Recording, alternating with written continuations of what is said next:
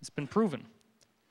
What they also did is they took giant slabs of granite that they were going to use to build these jail cells in Russia. That's a lot better than an American jail cell, isn't it? Take these granite slabs, and they built 5,000 prisoner cells from these granite slabs, and then they watched these guys. They didn't do anything else to their environment. They didn't do anything else to their diet or their medication. Now, one could argue, well, maybe the prisoners were really happy that they had a nice granite, cell that they could hang out in. But that's not enough to explain what happened, because they had a profound improvement in their attitude and behavior, including substantial increase in addiction recovery from alcohol. You go inside the Great Pyramid, they have this sarcophagus that you lie in, and the ancient technique was that it would cause you to have this meeting with your shadow, a projection of your shadow. You go into an out-of-body consciousness, and you go into this other realm, which is time-space, as we would now call it. You encounter your shadow projection, and if you can heal yourself, which means if you embrace your shadow, the best thing you can do if you're in a nightmare and something is chasing you and you're terrified of it, don't keep running. Stop running, turn around, say, who are you and what do you want? Don't be afraid at all. Get rid of the fear. And what you'll find is that if you're not afraid of it, you're going to start seeing it change. And the more that it changes, the more you'll see that it's yourself. And when you realize that it's yourself, you embrace it. And there's this huge flash of white light, and you have this amazing experience, and you wake up in tears. Many people have reported this. That's the integration process the pyramid is talking about. Except in the pyramid, it's so powerful that you literally come out with ascended abilities. You literally can do things that we would consider miracles, such as telekinesis, levitation, instant healing, telepathy, etc. Well, it's not everybody's experience. Napoleon went into the king's chamber. What do you think happens to a guy like that when he spends a night in the sarcophagus? This is what he wrote after it happened. He was absolutely terrified. He had a horrible night. He never wanted to go anywhere near it again.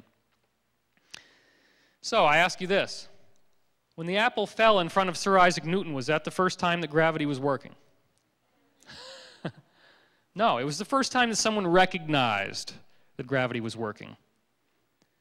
Is this presentation and the science that we've been putting together recently the first time that anybody's recognized that this is working on Earth? No, right? Because of what? Pyramids, global grid, everybody built it on the grid. Why did they build it on the grid? Because they saw the apple fall. They knew there was an energy field responsible for that. Except in this case, it's not an apple falling, it's a consciousness rising. So have we seen the apple fall in modern times? And the answer is no. We're trying to explain everything on electromagnetic energy, and we don't understand that there's an energy beneath electromagnetic energy that's even more important. This really becomes a scientific validation of the idea of a higher power, that there is some divine intelligence that's more than just you and me in separated brain pans, and that's nothing else that's there. That's the old way of thinking. The new way of thinking is that consciousness is a field, and that field must exist through the whole universe because consciousness is the basic behavior of matter. So matter is not just in this galaxy, it's all over the place. It all seems to have similar, if not the same, rules. Therefore, consciousness is very likely to be everywhere.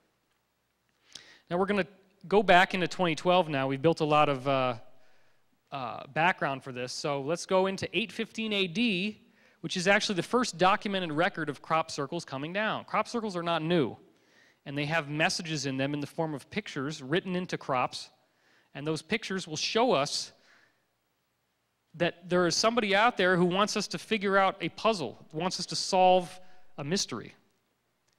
815 AD, if you look at these lavish, sunny, lovely quarters, it's actually very Gothic and gloomy. This is the Archbishop of Lyon issuing an edict called Against the Foolish Opinion of the Masses About Hail and Thunder.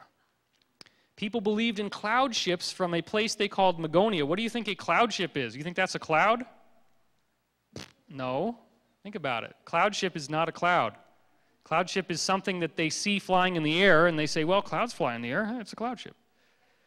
And they believed that these cloud ships were flattening crops into circles because the cloud ship says, well, I'm going to protect you from bad weather, but here's what you need to do for me.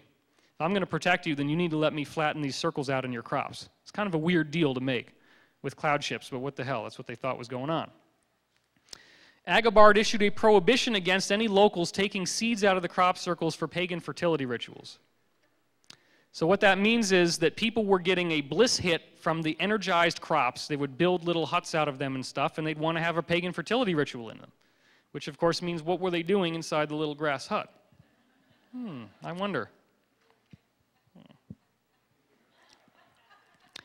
So that was purely subconscious. I had no idea what I'm doing there. Or I could go. No, there's no subtext. I'm not giving you any subtext. Obviously, what's going on is that the farmers are getting really angry because they're losing their crops. So the farmers start saying, hey, you guys, stop doing this. And they say, no, man, check it out. The energy is amazing. The farmers are like, oh, my God. So back then, the church was basically the government. So they go to basically the equivalent of the government, and they say, hey, look, okay, we got to stop these people. So Agabard, being also the governor, basically, has to issue this prohibition. Well, guess what it was all built around? It was built around crop circles, perfect circles in the crop 1,200 years ago. Are crop circles new? No. All right, Elf Ringewort is a fairy ring, a ring of daisies caused by elves dancing, a legend that dates to the 12th century. I found this on Wikipedia, of all places. This is the people that are partying and dancing and making the thing fall down in the angelic realm. That's what they believed caused these rings from 1880. This is a strange story. Look at this. This is the equivalent of headline news in 1678. This is what happened. Somebody comes over to chop down a farmer's crop. He's called a mower. The mower wanted a lot of money. The farmer wasn't willing to pay that much. So the farmer gets all pissed off and says, I'd rather have the devil chop down these crops than you, man. That night, the farmer's in bed and the whole field lights up like it's on fire. The perfect circle appeared in the crops the next morning, as it says in this thing you just saw, so neatly mowed that no mortal man could have done it. Well, now we believe that it's a bunch of drunk guys walking around, hey, isn't this great? We're making a crop circle. That's not the way it worked back then. They were smart enough to know that no person could have done this. So this is the illustration. So, of course, if no person could have done it, it's got to be the devil. It's obvious. Everybody knows that. So it's the devil. There he is doing his little job. He's going around doing his thing. Okay, now we have Dr. Robert Plot, who's at the beginning of the Renaissance, a very educated and enlightened scientist who was smart enough to look at the hip bone of a megalosaurus and see something entirely different.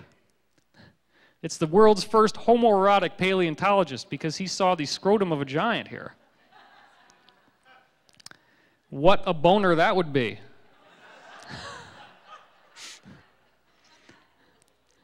All right, so what he did is he started to look at these crop circles forming, and he actually drew pictures of them in the 1600s. These are his actual photographs.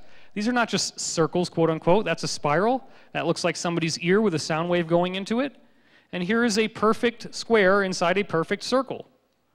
So Dr. Robert Plot's educated hypothesis was, oh, well, there's a piece of square wind, you say, and the square wind is making a square hole in the crops. That's actually not much better than what modern scientists are trying to say for crop circles now. So nothing has changed in 400 years, unfortunately. He also found that the soil underneath the crop circles was much drier than ordinary, which smelled like moldy bread, but then what does the guy do? He puts it in his mouth and he tastes it. That's a dedicated scientist. Oh my God, it's horrible. Except he found that it didn't taste bad. So what do we know this is? This is all the water being zapped out of the soil. It's totally dried out. That's a cosmic thing that happened. That's a extraterrestrial technology. Dr. Gil Levengood documented the same thing in the 1990s, exactly the same thing, so it's still working the same way. In the late 1940s, somebody witnessed a whirlwind touching down and forming a circle in the corn. He believed it was wind. In only 3 or 4 seconds, you have this perfect sharp-edged circle that was very large, 3 or 4 meters wide, happen. It's about 30 feet. Not quite 30 feet, but it's big. It's like 15, 20 feet. August 1972 in Warminster, he hears a noise. Something pushes down the wheat, but check out the last line. What does it say? The air was what? Completely still. There's nothing going on, no wind that could have explained what happened here. In front of my eyes, I could see a great imprint taking shape. The wheat was forced down in a clockwise direction. He hears a high-pitched humming noise, and the circle opens up like an oriental fan unfolding. Guess what, guys? That's not weather, that's not wind, that's not a bunch of drunk guys walking around stamping down the crops.